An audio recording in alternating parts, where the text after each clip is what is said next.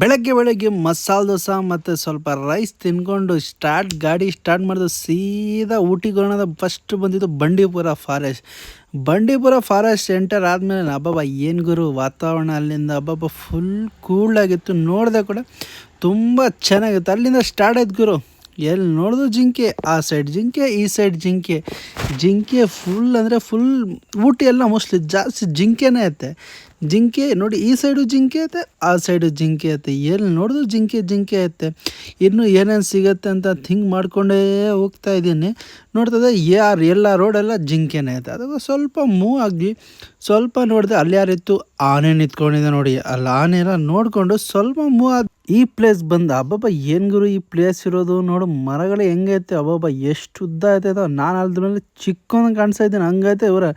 ಅಲ್ಲಿಂದ ನೋಡ್ಕೊಂಡು ಈ ಪಾಯಿಂಟ್ ಬಂದರೆ ಅಬ್ಬಬ್ಬ ಈ ಪಾಯಿಂಟ್ ಏನು ಗುರು, ಊಟಿ ಅಂದರೆ ಊಟಿನೇ. ಅಲ್ಲಿಂದ ಎಲ್ಲ ರೂಮೆಲ್ಲ ಚೆಕ್ಕಿಂಗ್ ಆಗಿಬಿಟ್ಟು ಅಲ್ಲಿ ಬಂದ್ವಿ. ಆ ಗಾರ್ಡನ್ ಹತ್ರ ಬಂದರೆ ಆ ಗಾರ್ಡನ್ ಆದರೂ ಅಬ್ಬಬ್ಬ ಏನು ಗುರು ಗಾರ್ಡನ್ ಅದು. ನಾನು ನೋಡಿ ಫಿದಾ ಆಗಿಬಿಟ್ಟೆ ಆ ಗಾರ್ಡನಲ್ಲಿ. ಅದರಲ್ಲೇ ಸ್ವಲ್ಪ ಫೋಟೋ ಇಸ್ಕೊಂಡು ಅಲ್ಲಿ ಕೂತ್ಕೊಂಡು ಆರಾಮಾಗಿ ಸ್ವಲ್ಪ ಎಂಜಾಯ್ ಮಾಡ್ಕೊಂಡು ನಾನು ನೋಡಿ ಹೆಂಗೆ ಬರ್ತಾಯಿದ್ದೀನಿ, ಹೀರೋ ಥರ ಬರ್ತಾಯಿದ್ದೀನಿ. ನಾನು ಹೀರೋ ಅಲ್ಲ, ಝೀರೋನೇ, ಬಟ್ ಚೆನ್ನಾಗಿದ್ದೀನಿ.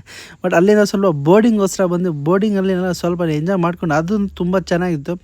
ಊಟಿಯಲ್ಲೇದಂತ ಎಂಜಾಯ್ ಮಾಡಬೇಕು. ಊಟಿಯಲ್ಲಿ ಎಂಜಾಯ್ ಮಾಡೋಕ್ಕೆ ಅಮ್ಮಮ್ಮ ಅಂದರೆ 5 to 6 ಡೇಸು ಕಡಿಮೆ ಹಂಗೈತೆ. ನೆಕ್ಸ್ಟ್ ವ್ಲಾಗಲ್ಲಿ ಸಿಗೋಣ. Bye take care. ಹಂಗೆ ನನ್ನ ಐಡಿಯಾನ ಫಾಲೋ ಮಾಡ್ಕೊಳ್ಳಿ, ಲೈಕ್ ಮಾಡಿ.